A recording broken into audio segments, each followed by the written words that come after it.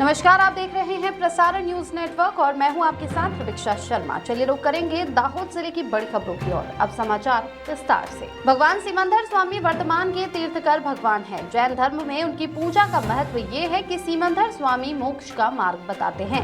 आज सीमंधर स्वामी भगवान का जन्म कल्याणक होने से दाहोद के इंदौर रोड स्थित भगवान सीमंधर स्वामी जैन मंदिर में उनकी पूजा का विशाल कार्यक्रम आयोजित किया गया था, जिनके विधि कारक श्री श्याम सिद्धक नारायणगढ़ थे।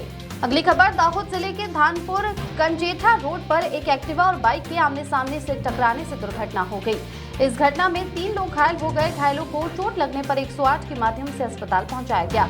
पुलिस ने घटनास्थल पर आकर कानूनी कार्रवाई की है। अगली खबर, जहां दाहोद के पास भाटीवाड़ा गांव में एनटीपीसी कंपनी के गोदाम में आग लगने से भारी नुकसान हुआ। इस आग को पूरी तरह से बुझाने में दाहोद फायर ब्रिगेड को 2 दिन लगे। साथ ही जले हुए मलबे को हटाने का काम अभी भी जारी है। जिन सामानों को आग नहीं लगी है उन्हें भी हटाने का काम चल रहा है। आग लगने का कारण अभी तक सामने नहीं आया है।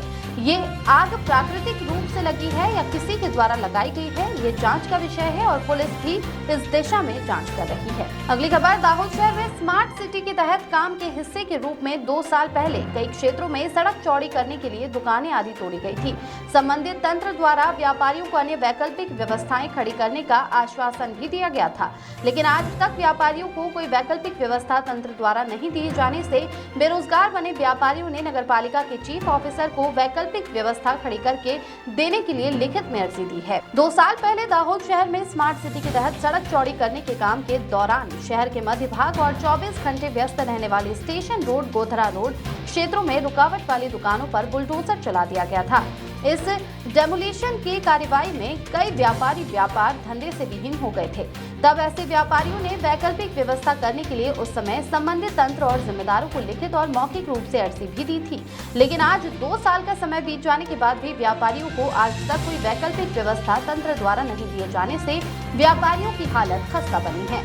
तब पुनः एक बार व्यापारियों द्वारा नगरपालिका के चीफ ऑफिसर को लिखित में अर्जी देकर वैकल्पिक व्यवस्था करने के लिए कहा गया है। आज 2 साल जितना समय गुजर गया है, नगरपालिका को बार-बार अर्जी देने के बावजूद भी अब तक कोई वैकल्पिक व्यवस्था नहीं की गई है। व्यापारी बेरोजगारी और मानसिक तनाव के कारण कोई अनुचित कदम न उठाए, इसका ध्यान रखा जाए और तत्काल वैकल्पिक व्यवस्था की जाए, जिससे व्यापारी अपनी रोजी रोटी का माध्यम पुनः खड़ा कर शुरू कर सके। नीलम सेठ की रिपोर्ट।